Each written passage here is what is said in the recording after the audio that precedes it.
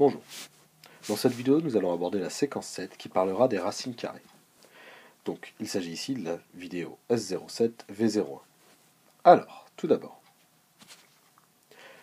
je vous rappelle, quand on considérait un triangle rectangle dont on connaissait deux côtés, pour calculer le troisième, on appliquait le théorème de Pythagore, qui ici nous donnait BC au carré est égal à AB au carré plus AC au carré. On remplaçait par les valeurs que l'on connaissait, et en calculant, puisque 3 au carré fait 9 et 4 au carré fait 16, on trouvait 25. Ce qui m'intéresse, c'est que on écrivait pour trouver BC, sans le carré, que c'est égal à racine carrée de 25. Pour enlever le carré de BC au carré, on faisait racine carrée de 25 de l'autre côté. Et on trouvait d'ailleurs 5. De manière générale, on va pouvoir dire qu'il existe un unique nombre positif dont le carré est A. Ce nombre s'appelle racine de A. C'est la racine carrée de A. Alors, par exemple, on aura racine carrée de A, le tout au carré, qui vaut A,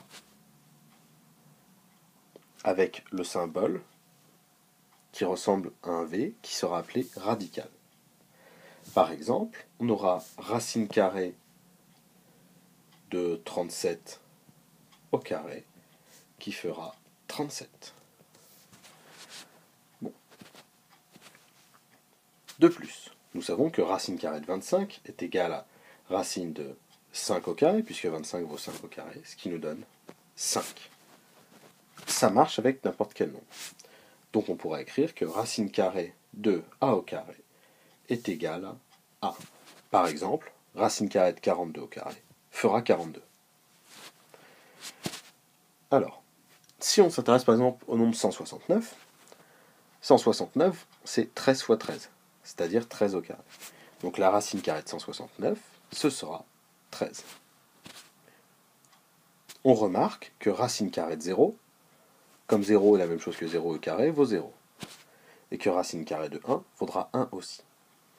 Il existe des nombres, comme 2 par exemple, dont lorsqu'on calcule la racine carrée, on obtient un nombre à virgule que la calculatrice nous donnera. Il est difficile de calculer les racines à l'un.